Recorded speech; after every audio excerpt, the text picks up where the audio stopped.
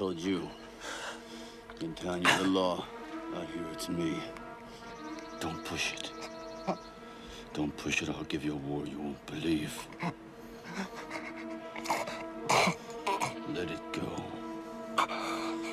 Let it go. This assignment was locked February 23 at 11:59 p.m. 2. Paralegal staff. From, Supervising Attorney.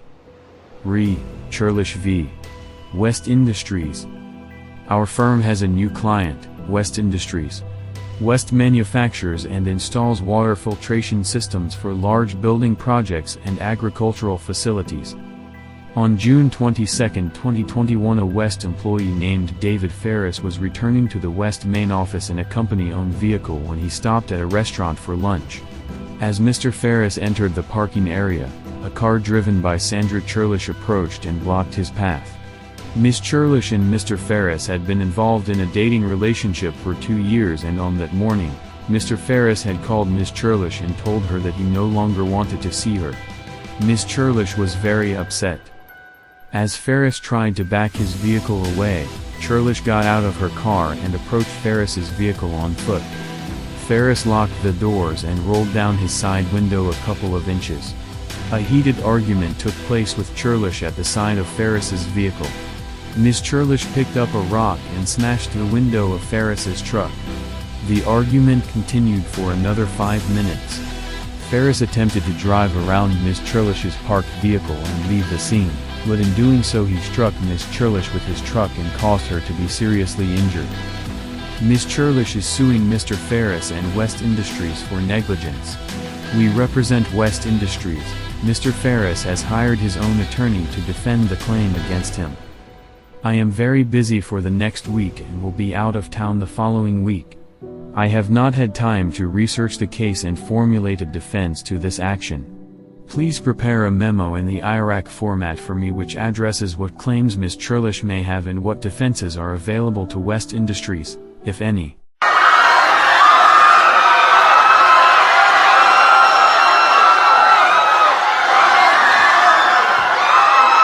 George R. Hoyta Introduction to Civil Law, February 23, 2022.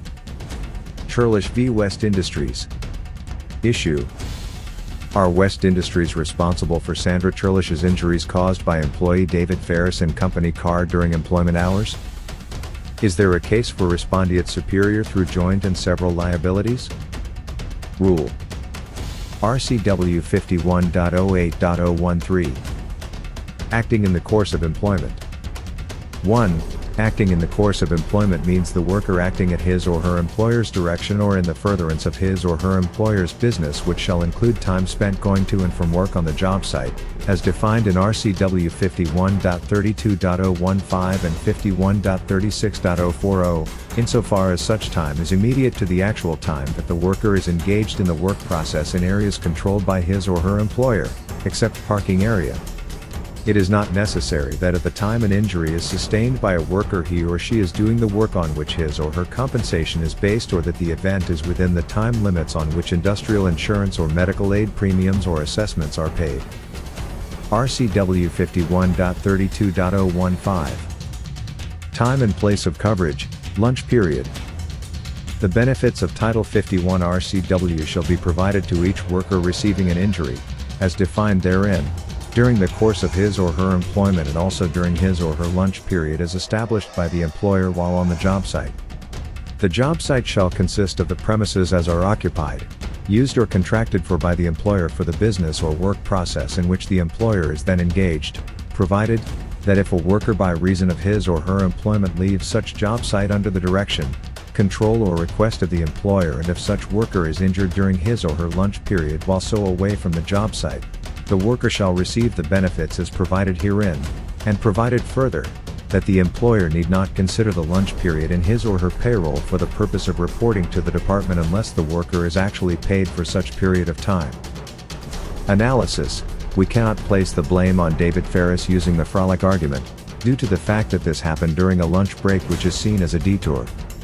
However, in breaking down the elements for the case of respondeat superior. 1. This act was not authorized by the employer. 2. The time, place, and purpose did not benefit the employer. 3. Unusual circumstances. 4. It did not advance the employer's interest. Employer wasn't aware of who Sandra Churlish was. 5. It was a personal matter of the employee. 6. Yes. It was a company car. However, all legal requirements met. 7. The employer had no reason to know the employee would act in such matter, nor be placed in such an unusual circumstance. Conclusion. Although on the surface, the law seems to favor the plaintiff, the fact that she fails to meet the 7 elements to make the case of respondeat superior in this set of unusual circumstances, leaves me with one logical argument for our defense. Contributory negligence.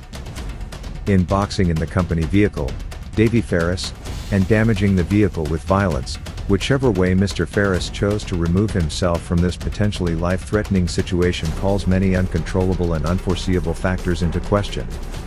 However, one factor is constant. In this personal matter, Sandra Churlish acted recklessly and maybe illegally when confronting employee Davis Ferris. This situation was not authorized, nor foreseen by West Industries. It was a personal matter of the heart and a crime of passion on the part of Sandra Churlish.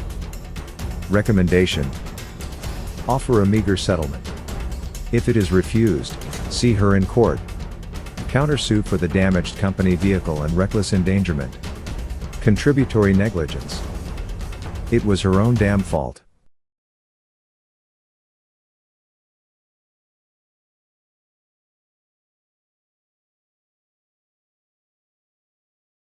Hey homeboy, let me help you. Where'd you get the weed from? Hey man, ain't even my jacket, dude. I don't know where that came from. It's my homeboy's jacket, dude. We were just out the street, man. I lost my coat. He left me, yo, man, for real. For real, I don't know where it came from, man. You know what I'm saying? Hey, good after my... Stop. Shut the fuck up.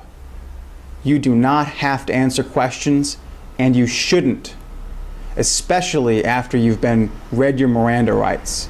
Because if you've been read your Miranda rights, that means you are under arrest. You are not talking your way out of anything. And everything you say is going to get twisted by the cops and used against you later. Your silence cannot be legally twisted to mean anything. There is no benefit for you talking, and it's only going to hurt you. So don't say anything. When a cop asks you questions, you say, I do not want to speak to you. I do not want to answer questions. I want to remain silent, and I want a lawyer. As always, whenever you interact with law enforcement, you want to be polite and unhelpful.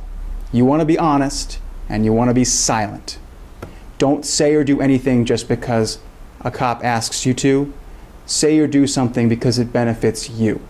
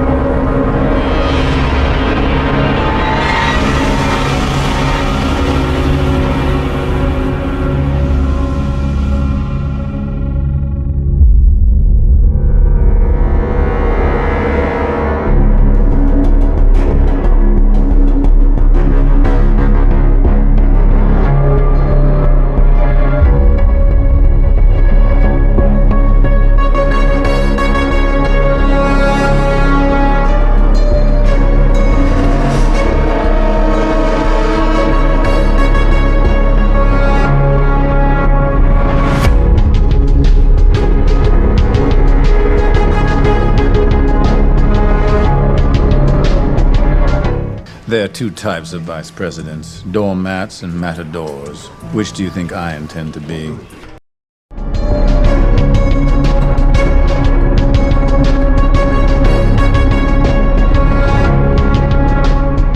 March 21, 2022. To whom it may concern. RE. Reference for George Hoyda. Please accept this letter of reference and recommendation for Mr. Hoyda, whom I have known since he was my high school student during the early 1990s and throughout the time since then. I have no reservations whatsoever in my support for this young man whose brilliance and capabilities have, unfortunately, been obscured and untapped by the circumstances of his life for much of his young adulthood.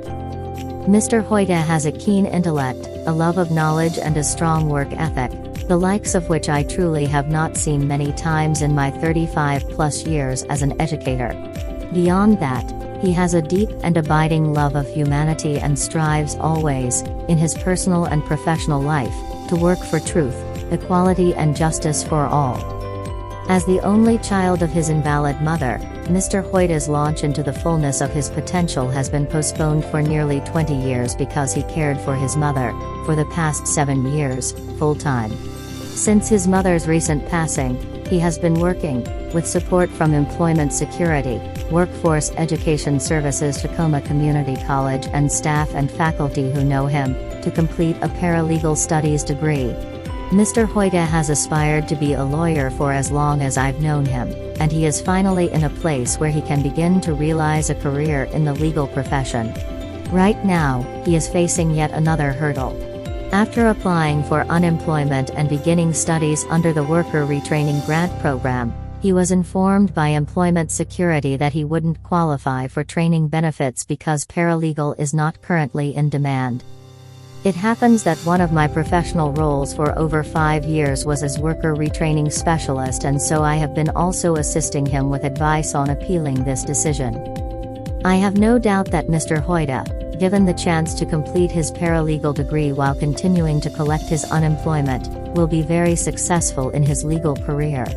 He is a fine young man with drive and determination and is exactly the kind of person we want in our legal profession. Thank you for your consideration. Sincerely. Lori Arnold, M.Ed. Independent Consultant. claritynpno@gmail.com